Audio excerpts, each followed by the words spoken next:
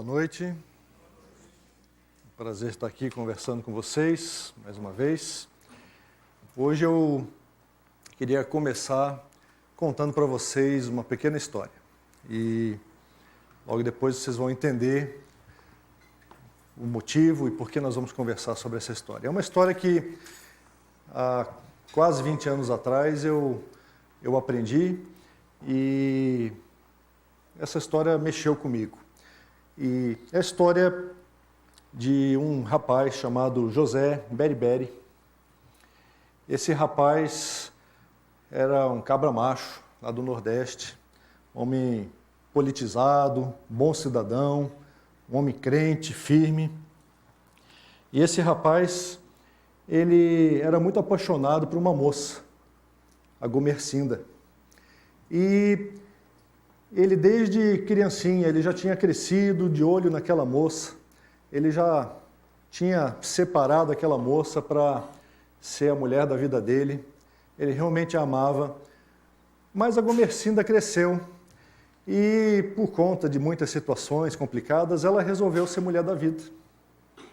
Isso deixou o Zé muito triste, deixou o Zé realmente acabrunhado, mas ele disse: essa é a mulher da minha vida, essa é a pessoa que eu quero realmente amar e fazer feliz. E ele resolveu conversar com ela e casou com ela para que ela pudesse formar uma família com ele. E eles tiveram no seu casamento um primeiro filho. E o Zé Beriberi, como ele era um cara muito politizado, ele resolveu aproveitar essa ocasião do nascimento do filho dele para colocar um nome muito complicado, muito chamativo, porque naquela região, cerca de umas décadas atrás, tinha havido um massacre muito grande. E ele era um cara que costumava falar sobre esses assuntos. Então ele disse: eu vou aproveitar e vou chamar meu filho de Cabra Sanguinolento. Porque daí, quando as pessoas quiserem saber por que ele se chama assim, eu já vou aproveitar e vou falar o meu discurso político. Né? E então o Zé Beriberi com a Gomercinda tiveram esse filho chamado Cabra Sanguinolento. Mas o casamento continuou, a Gomercinda ela não era mulher de ficar presa a um homem só, e ela dava suas voltinhas, e logo ela encontrou um amante, um rapaz que a encantou também, e ela engravidou. E ela teve uma filha. O Zé certamente não gostou dessa história toda, brigou com ela, quase acabaram com o casamento, ele falou um monte de coisas, ela também falou, depois fizeram as pazes, ele decidiu que ia continuar assim mesmo, mas ele disse: mas pois bem, é meu direito dar um nome para essa filha, pois essa filha vai se chamar Desgraçada. E ele botou o nome da filha de Desgraçada. Mas o casamento continuou e a Gomercinda traiu de novo o Zé, ela não conseguia ficar em casa e quietinha no seu canto, e ela traiu o Zé e teve outro filho, engravidou de um outro amante, e o Zé realmente, dessa vez, ele perdeu as estribeiras, quase puxou do facão, e brigaram, e depois de muita discussão, fizeram as pazes, ele decidiu encarar mais essa, e quando chegou a hora de dar um nome para o filho, ele disse: pois é, esse aí realmente não é meu filho, eu vou chamar esse cara de Bastardo. Então essa era a família do Zé Beriberi e da Gomercinda, com seus filhos Cabra Sanguinolento, Desgraçada e Bastardo. Se não bastasse toda essa tragédia, toda essa família complicada, acontece que realmente a Gomercinda foi-se embora com o cara que ela gostava. Ela não era de ser fiel, não. Esse negócio de ficar com um homem só, se amarrar num casamento, não era com ela. Ela foi-se embora e ela disse tchau para a família e foi atrás do seu amante e acabou se metendo em muitas encrencas. O amante depois a abandonou e ela teve que voltar para a sua vida de prostituição, ela contraiu dívidas, ela não conseguia mais sair daquela vida e ela ficou num estado ainda pior do que era antes. O que será que o nosso amigo Zé Beriberi deve fazer nessa situação? Talvez você esteja se perguntando o que essa história tem a ver com um sermão que você veio aqui escutar no domingo. Talvez você esteja pensando, será que eu ouvi isso numa novela mexicana? Ou será que foi na novela que talvez você esteja acompanhando? Mas não. Você sabia que essa é uma história bíblica? Você sabia que essa história está registrada na Bíblia? E eu queria conversar com vocês hoje sobre a história do nosso José Beriberi, que na Bíblia se chama Oséias Ben-Beri, né? E eu queria hoje contar um pouquinho da história dele e falar desse amor sem medida que ele teve pela sua Gomer. E o que isso representa para nós hoje? Mas antes de eu falar um pouquinho do como aconteceu com a história de Oséias e mostrar tudo isso que está lá escrito na palavra de Deus, eu quero voltar um pouquinho no tempo para situar você no contexto. O que estava acontecendo naquela época quando o nosso Oséias viveu toda essa experiência?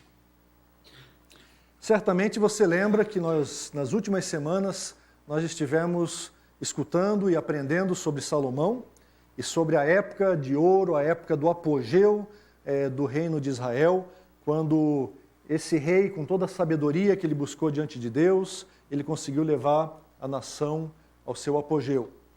A nossa história ela se passa na época de Jeroboão II, um rei que viveu 200 anos depois de Salomão. Então, muita coisa já tinha acontecido. Depois de Salomão, o reino se dividiu em duas partes, e Jeroboão era o rei da parte do norte, da parte de Israel.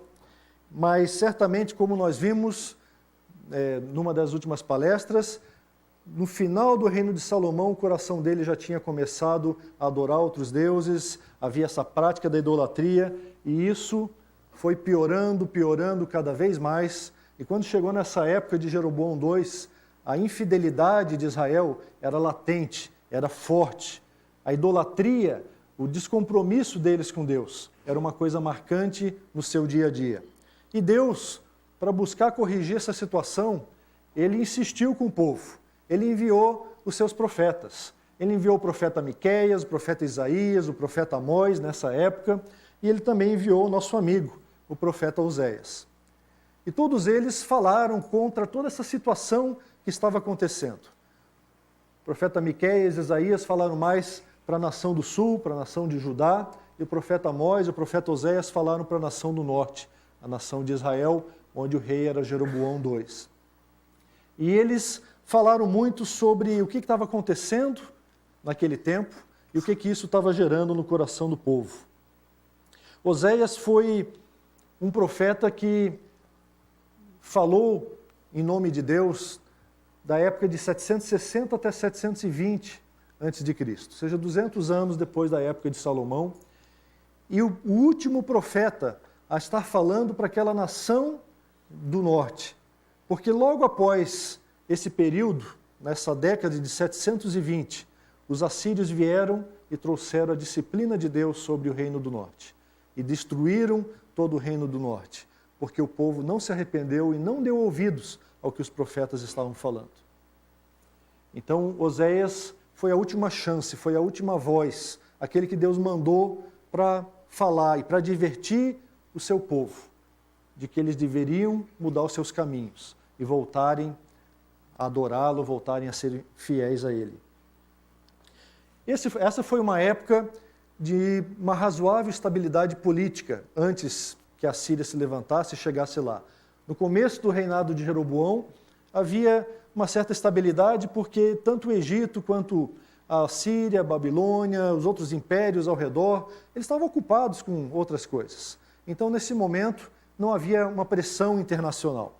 E Israel conseguiu florescer um pouquinho, ter uma certa estabilidade, alguma riqueza, e as pessoas estavam bem de vida. Obviamente, isso também gerou uma estabilidade econômica.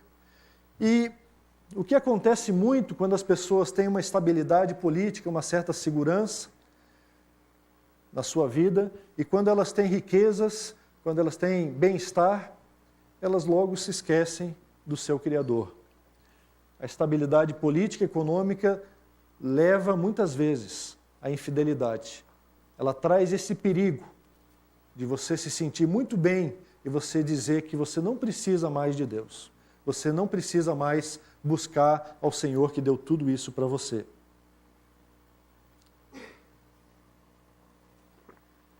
E essa infidelidade, ela transparece em vários textos. Oséias pregou durante aqueles 40 anos, e durante esses 40 anos ele vai falando de muitas coisas que estavam acontecendo no meio do povo, no meio daquela cidade do reino de Israel.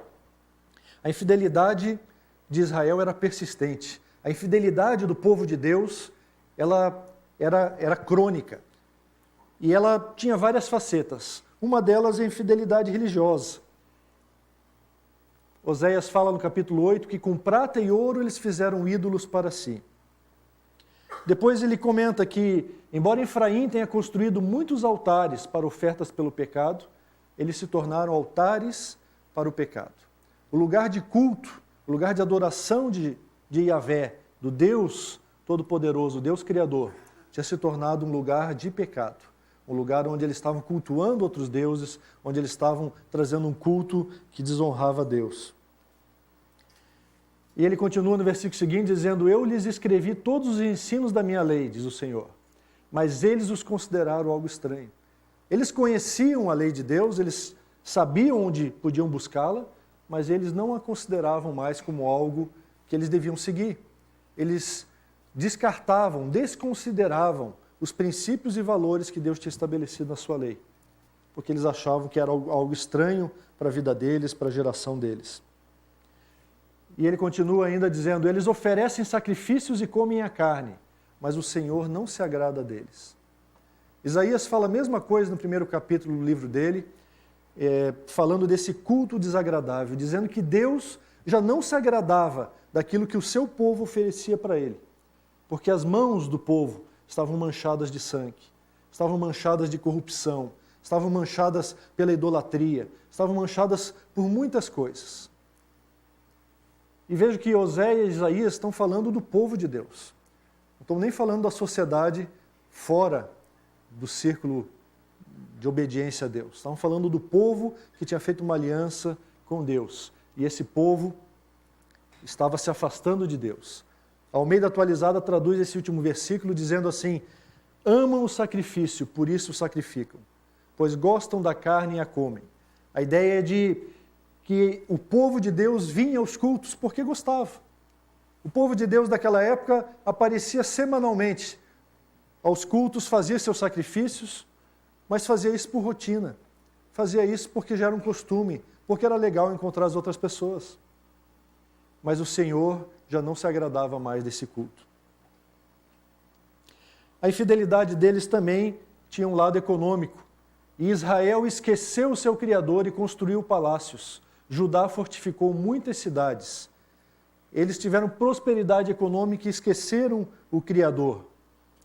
E como os descendentes de Canaã, comerciantes que usam balança desonesta e gostam de extorquir, Efraim orgulha-se e exclama: como fiquei rico e abastado? Em todos os trabalhos que realizei não encontrarão em mim nenhum crime ou pecado. Efraim aí é um apelido para o povo de Israel, para o povo de Deus do norte. E Deus está dizendo que os comerciantes são desonestos. Eles fazem extorsão do povo, eles usam balanças desonestas. E eles ainda se orgulham e dizem: ninguém vai descobrir o que eu fiz. Eles não tinham a boa fiscalização que nós temos hoje, né? Porque hoje a gente descobre, tem noticiário. Naquela época eles achavam que ninguém descobria. E eles ficaram ricos e abastados. E achavam que ninguém iria descobrir. Mas essa infidelidade ela também se vê na parte política. Porque Oséias diz que eles instituíram reis sem o meu consentimento. Escolheram líderes sem a minha aprovação, diz o Senhor. E eles escolhiam líderes sem consultar o Senhor antes. E Oséias fala isso porque naquela sucessão após Jeroboão, houve uma série de golpes, assassinatos e tramóias, e vários reis sucessivos foram depostos e colocados no poder por conta da sua corrupção, por conta de intrigas, por conta de politicagem. Ainda bem que isso só acontecia na época de Oséias. Mas eles também tinham problemas. Efraim é como uma pomba facilmente enganada e sem entendimento, diz Oséias. Ora apela para o Egito, ora volta-se para a Síria. Em vez de confiarem no Senhor Deus, que tinha feito uma aliança com eles preferiam estabelecer alianças militares com potências internacionais para que eles pudessem ficar a salvo, se sentir seguros. Diferentemente de Judá, a nação mais do sul, que manteve-se firme na sua aliança com o Senhor, pelo menos nesse momento, e confiou no livramento que o Senhor trouxe quando o exército assírio veio e o Senaqueribe tentou cercar Jerusalém e mandou o seu comandante destruir a cidade, e Ezequias, o rei de Judá, ficou firme e confiou na palavra de Deus através de Isaías. E ali recebeu grande livramento do Senhor. Mas os reis do norte não fizeram assim. Eles buscaram as suas alianças com essas potências. Oséias ainda diz também que, assim como os assaltantes ficam de emboscada à espera de um homem, assim também fazem os bandos de sacerdotes. Eles assassinam e cometem outros crimes vergonhosos. Temos que lembrar que esse é o povo de Deus, uma nação teocrática, e os sacerdotes representam líderes da nação. Representam pessoas que trabalhavam nos mais altos escalões. E Oséias está dizendo que os líderes da nação são iguais ou piores aos assaltantes que ficam de emboscada. Os líderes são corruptos e cometem crimes vergonhosos, assassinam pessoas. Quando a gente começa a ler a palavra, a gente vê como ela se relaciona à nossa situação de vida, como tem tantas coisas parecidas. Nós estamos falando de uma época de 2.700 anos atrás. Não parece que o ser humano mudou muito desde então. Havia também uma infidelidade moral. E Oséias fala a palavra do Senhor dizendo que sacrificam no alto dos montes e queimam incenso nas colinas. Por isso as suas filhas se prostituem, suas noras adulteram. Mas Deus diz, não castigarei suas filhas por se prostituírem, nem suas noras por adulterarem, porque os próprios homens se associam a meretrizes e participam dos sacrifícios oferecidos pelas prostitutas cultuais. Um povo sem entendimento precipita-se à ruína. Havia, naquela época, você já deve ter ouvido falar, vários outros deuses adorados pelos povos na região, e alguns desses deuses, eles eram deuses da fertilidade. Eram deuses que você adorava para você poder obter fertilidade para a sua terra, para a sua fazenda, e a fertilidade, inclusive, para você e para a sua mulher, para que você pudesse gerar filhos. E, em vez de ficarem firmes, confiando no Senhor Deus, o Deus Criador, o único Deus que pode dar vida e dar fertilidade, o povo de Israel começou a acreditar nisso que os povos ao seu redor faziam. E começou a adorar esses deuses. E, incrivelmente, embora isso nos choque um pouco hoje em dia, a adoração a esses deuses, esses ritos de adoração, eram muitas vezes realizados através da consumação de um ato sexual com o sacerdote ou a sacerdotisa daquele Deus. Então as pessoas se prostituíam, elas tinham um relacionamento sexual fora do casamento e entendiam que isso era adoração àquele Deus. Essa é a perversão do nosso coração. Às vezes a gente acha que, eu nunca faria isso. Eu nunca iria na igreja daquele tempo e participaria de um ritual desse. Mas não sei, talvez a gente faça muitas vezes até coisas piores, porque o nosso coração é enganoso. E nós também somos infiéis na presença de Deus. Mas esse era o contexto daquela época.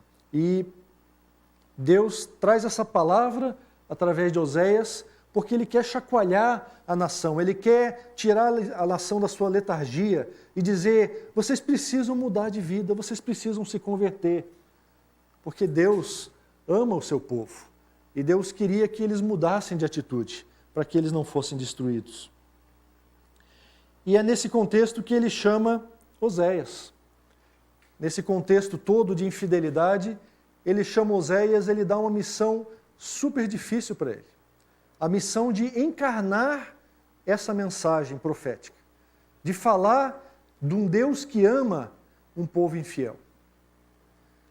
Oséias é o profeta do amor sem medida de Deus. Ele é o profeta que representa o Evangelho no Antigo Testamento. Muitas vezes, e com bastante razões, se chama Isaías de o Evangelho do Antigo Testamento, mas Oséias também representa muito claramente a graça de Deus, o amor sem medida de Deus. Observem o que Deus fala para o nosso José Beriberi da Bíblia. Quando o Senhor começou a falar por meio de Oséias, disse-lhe: vai e tome uma mulher adúltera e filhos da infidelidade, porque a nação é culpada do mais vergonhoso adultério por afastar-se do Senhor. Deus faz essa comparação entre a infidelidade do povo, a infidelidade da aliança que ele tinha feito com eles, porque Deus faz essa associação como se ele tivesse casado com o seu povo. E ele diz que o meu povo é infiel, o meu povo é adúltero. E ele diz para Oséias: Oséias, você vai encarnar essa mensagem. E você vai procurar uma mulher adúltera, uma mulher que tem se prostituído, uma mulher da vida. E você vai aceitar os filhos de infidelidade que ela vai gerar. Oséias entrou nessa consciente. Ele sabia que o povo era infiel. Ele sabia que a esposa que Deus estava chamando que ele tomasse como sua mulher seria infiel. Mas Deus disse que ele precisava fazer isso como uma ação profética. E ele foi então e se casou com Gomer, filha de Diblaim. E ela engravidou e lhe deu um filho. Deu um filho para Oséias.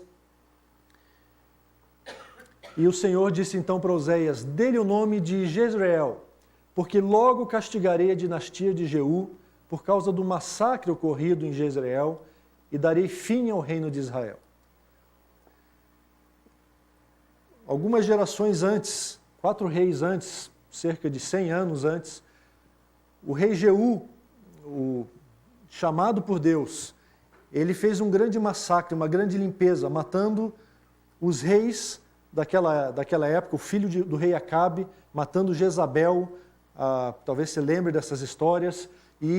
Só que ele começou a fazer uma carnificina, e ele matou todos os parentes, matou o rei Acasias, que era rei de Judá, que não tinha nada a ver com a história, matou a família do cara, matou sacerdotes, líderes, fez uma limpa geral. Centenas de pessoas morreram.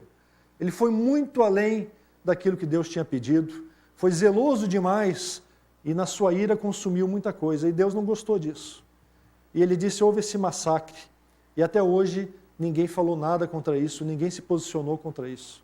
Por isso, Oséias, você vai dar o nome de seu filho de Jezreel para falar desse massacre. E quando as pessoas perguntarem para você: por que seu filho se chama esse negócio estranho aí?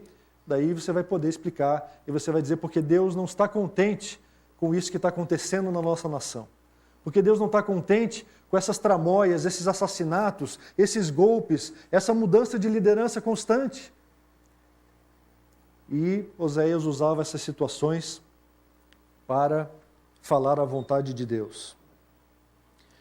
Mas o texto continua e diz que Gomer engravidou novamente e deu à luz uma filha. Observe que o texto não diz mais: e lhe deu à luz uma filha, porque a filha não era mais de Oséias. Embora o texto não seja muito claro, os comentaristas, os estudiosos, olhando tudo isso e percebendo lá naquele versículo inicial que Oséias já sabia que teria filhos da infidelidade da esposa, eles concluem com certeza que Gomer realmente tinha traído Oséias. E o Senhor disse a Oséias: dê-lhe o nome de Lo-ruama, pois não mais mostrarei amor para com a nação de Israel, não ao ponto de perdoá-la. E Lo-ruama é uma palavra, uma expressão em hebraico que quer dizer não amada, não favorecida. A pessoa com quem eu não tenho mais compaixão.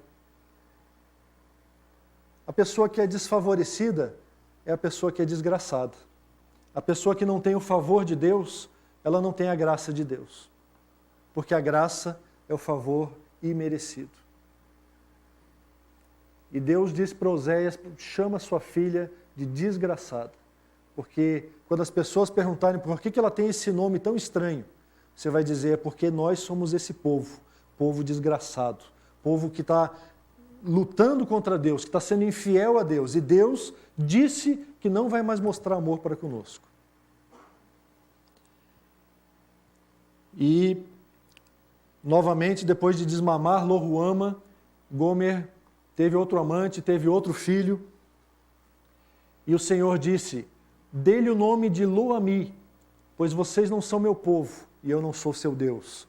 E Lo-Ami é uma outra expressão em hebraico que quer dizer exatamente isso, não meu povo. Na versão da Almeida eles traduzem mais literalmente essas duas expressões. Na NVI eles resolveram manter a expressão hebraica. Mas Lo-Ami quer dizer literalmente, não meu povo. E por isso, Oséias, sabendo que aquele não era seu filho, toda vez que ele chamava, vem cá, não meu povo, vem cá, o seu bastardo, ele sabia que ele estava chamando aquele que não era filho dele. E Deus está dizendo, é assim que eu me sinto para com o meu povo, porque vocês não são mais meu povo. E se vocês lembram de alguns textos bíblicos, vocês lembram que naquela aliança que Deus fez com Moisés lá no Monte Sinai, ele falou exatamente o contrário disso. Ele diz, vocês a partir de hoje são o meu povo, e eu sou o Deus de vocês. E Deus estabeleceu essa aliança com eles. E agora Deus está dizendo assim, acabou, não funciona mais, vocês não são mais meu povo, eu não sou mais o Deus de vocês, por causa dessa infidelidade constante de vocês. Mas o que é pior, a Gomer realmente se foi e largou Oséias e se foi atrás de seus amantes e se enrolou na sua vida. E Oséias ficou para criar seus 3 filhos. E daí nós chegamos ao ponto da nossa história inicial. E o que o nosso Zé Beriberi vai fazer? O que ele devia fazer? E ele consultou o Senhor. E sabe o que Deus disse para ele? Deus disse, vá, trate novamente com amor a sua mulher, apesar de ela ser amada por outro e de ser adúltera. Ame-a como o Senhor ama os israelitas, apesar de eles se voltarem para outros deuses. Por isso, Oséias diz, eu a comprei por 180 gramas de prata e 1,5 barril de cevada. E eu lhe disse, ele disse para Gomer, você viverá comigo por muitos dias, não será mais prostituta, nem pertencerá a nenhum outro homem, e eu viverei com você. Oséias está aqui encarnando a mensagem que Deus mandou que ele proclamasse. Oséias representa o Senhor Deus, se isso não ficou claro ainda para você. E Gomer representa o povo de Deus. Gomer representa a nossa atitude de infidelidade, a atitude do povo daquela época, com certeza, mas a nossa atitude constante de infidelidade para com o Senhor.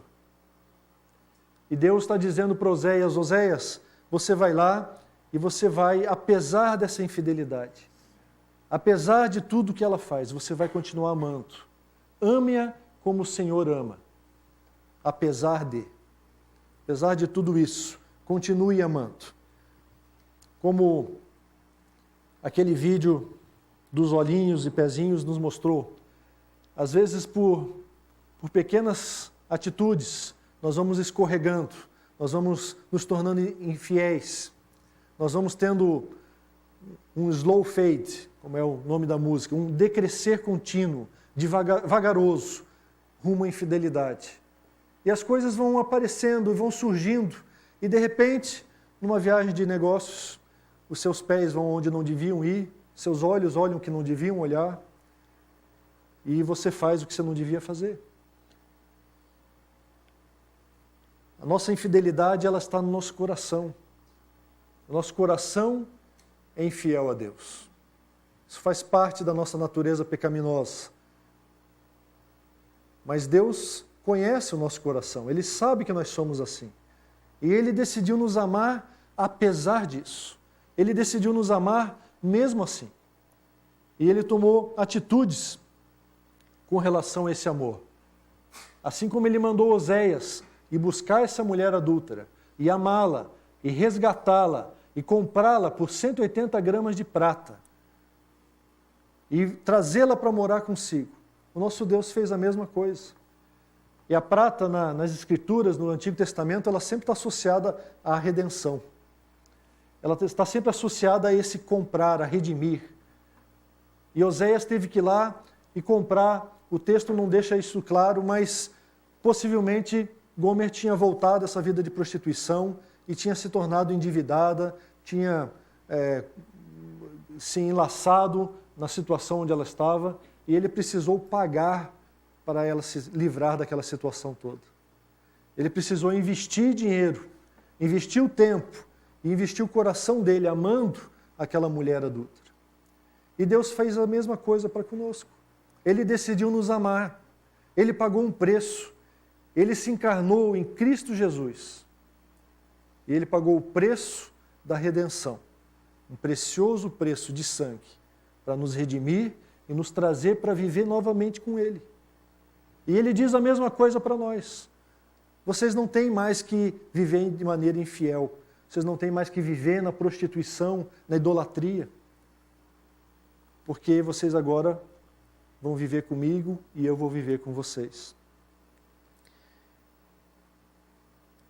Esse amor de Deus, um amor sem medida, um amor incomensurável, é um amor que tem muitas facetas. É um amor incondicional. Deus nunca deixou de amar seu povo. E mesmo quando Ele o ameaçou, quando Ele estrebuchou, quando Ele falou todas aquelas coisas e disse, vocês são desgraçados, vocês não merecem nem mais o meu amor. Mesmo ali, Deus nos amava mais e nos ama mais do que sequer nós podemos amá-lo em retorno. Porque tudo isso foi uma maneira de Deus chacoalhar o seu povo. Foi uma maneira de Deus levar seu povo a pensar sobre o que estava acontecendo. E muitas vezes a gente lê os profetas no Antigo Testamento e a gente fica assustado com a dureza com que Deus fala. Deus parece um Deus vingativo, um Deus cheio de juízo. Mas a gente tem que lembrar que certamente Ele é um Deus juiz também, que pune o pecado. Mas quando Ele traz essa sentença profética, Ele sempre tem a esperança, Ele sempre traz a mensagem visando o arrependimento, visando a graça. Porque ao menor sinal de arrependimento, Deus é o primeiro a mudar a história. A gente vê isso claramente na profecia de Jonas e tantas outras profecias.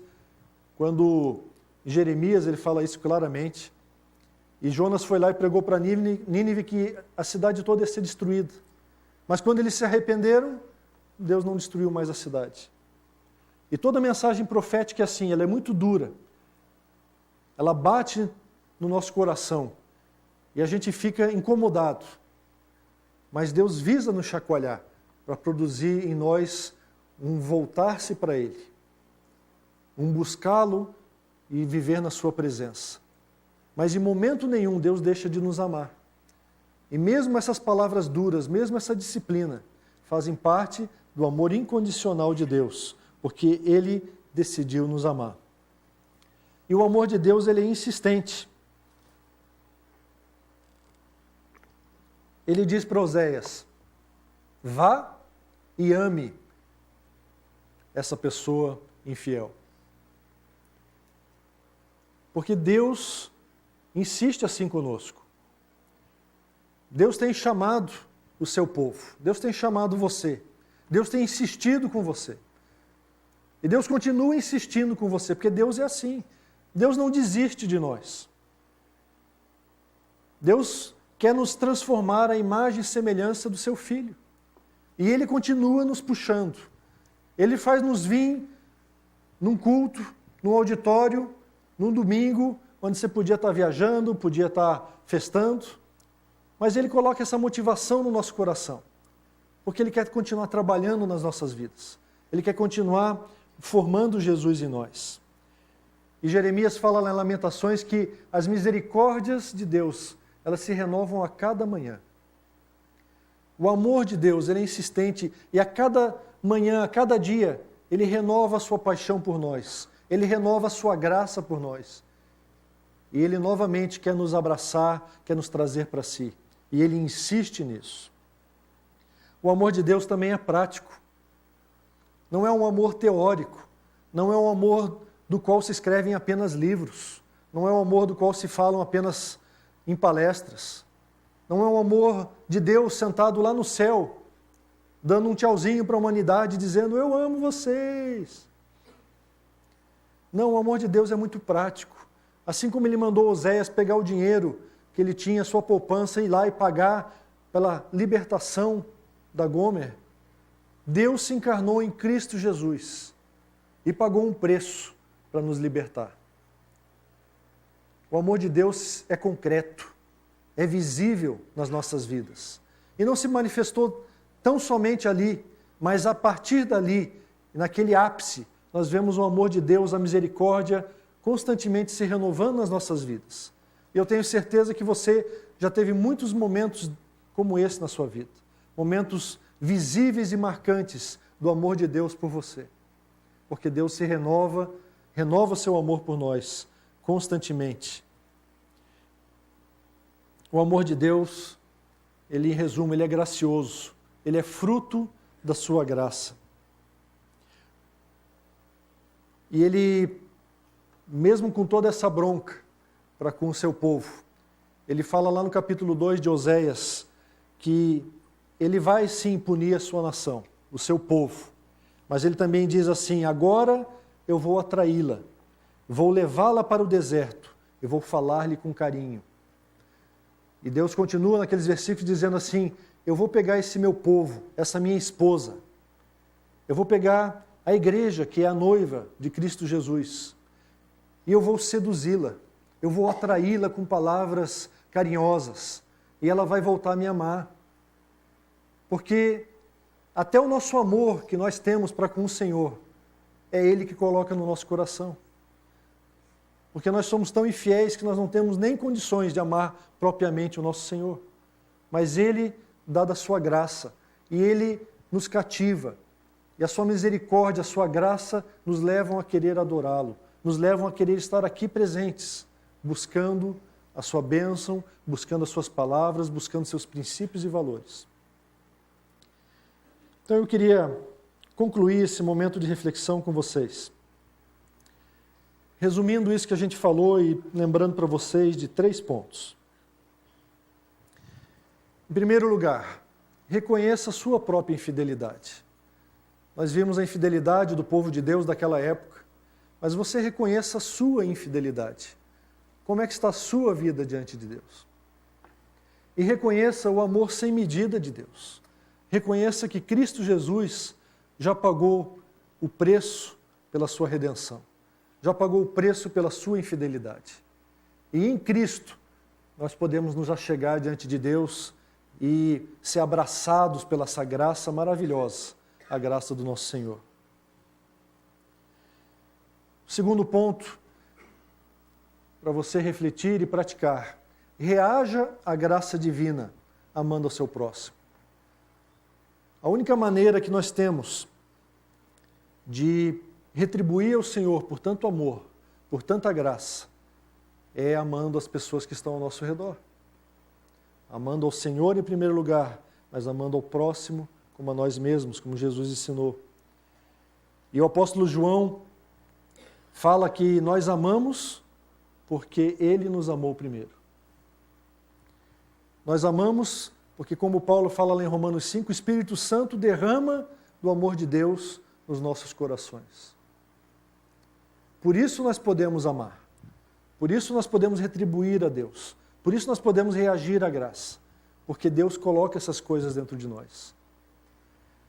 E Paulo diz que, quando está orando lá pelos Efésios, ele diz que o objetivo dele, ele ora para que a igreja de Deus seja alicerçada no amor de Deus. Que a igreja de Deus conheça a altura, a profundidade, a largura, o comprimento do amor de Deus. Que a igreja de Deus conheça profundamente o amor de Deus. Porque ao conhecer o amor de Deus, ao conhecer a graça de Deus, Paulo ora lá e diz, vocês vão ser cheios da plenitude de Deus. Você quer crescer espiritualmente, você quer crescer e se tornar pleno de Deus, cheio de Deus, conheça mais sobre o amor de Deus, viva o amor de Deus. E você vai fazer isso à medida que você entende o que Ele fez por você. E à medida que você começa a deixar o Espírito Santo derramar no seu coração o amor de Deus. E você passa a ser um canal de bênçãos, um canal de amor, um canal que abençoa as pessoas ao seu redor. Por isso, eu também complemento com esse último ponto, com essa mensagem que ele deu para Oséias. A mensagem que Deus deu para Oséias foi muito específica. Oséias era um profeta chamado por Deus para aquela situação e ele teve realmente uma tarefa complicadíssima. Eu não sei se eu estaria à altura de fazer o que ele fez. Mas o princípio que Deus estabelece lá, ele é aplicável para nós também. Vá e trate novamente com amor essa pessoa que você está pensando, essa pessoa com quem você tem dificuldade. Apesar das dificuldades, apesar das circunstâncias, ame como o Senhor ama. É para isso que Deus tem nos chamado. É para isso que Deus tem nos escolhido. Deus tem nos chamado para sermos um reflexo de quem Ele é, para sermos a sua imagem, para sermos a encarnação de quem Ele é. E nós vamos ser como Ele é à medida que nós aprendemos a ser amorosos como Ele é, à medida que nós aprendemos a amar como Ele é, à medida que nós nos lembrarmos, como naquela parábola que vimos no desenho, a perdoar como Ele nos perdoa.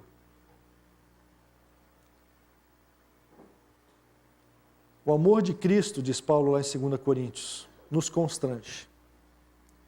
Deus tem nos amado tanto. Deus tem feito tanto por nós. A nossa alegria, como a Silvia comentou antes na liturgia, não é temporária, ela não reside em festas e folguedos e em alguns dias de bebedeiras e glutonaria e orgias. A nossa alegria reside em saber que nós somos amados pelo Deus Criador. E que esse Deus Criador se encarnou e pagou um preço caro para nos levar à sua presença novamente. Em Cristo Jesus, Ele reconciliou o mundo consigo mesmo. E Ele tem nos chamado a fazermos o mesmo, a sermos ministros da reconciliação, a amarmos as pessoas ao nosso redor. E essa é a tarefa difícil que nós temos. Amarmos aqueles que estão ao nosso redor. E é só pela capacitação do Espírito Santo de Deus que nós podemos cumprir essa missão. Isso eu gostaria que você tivesse muito claro, que isso não é uma coisa natural, mas é porque o Espírito Santo de Deus derrama o seu amor no nosso coração, que nós podemos cumprir esse mandamento de Deus e podemos amar o nosso semelhante. Queria convidar você a baixar sua cabeça e orar nesse momento, colocando diante de Deus a sua infidelidade, colocando diante de Deus o seu reconhecimento da graça dele, colocando diante de Deus a sua disposição em amar as pessoas ao seu redor e amar principalmente aqueles que muito o têm afetado e incomodado.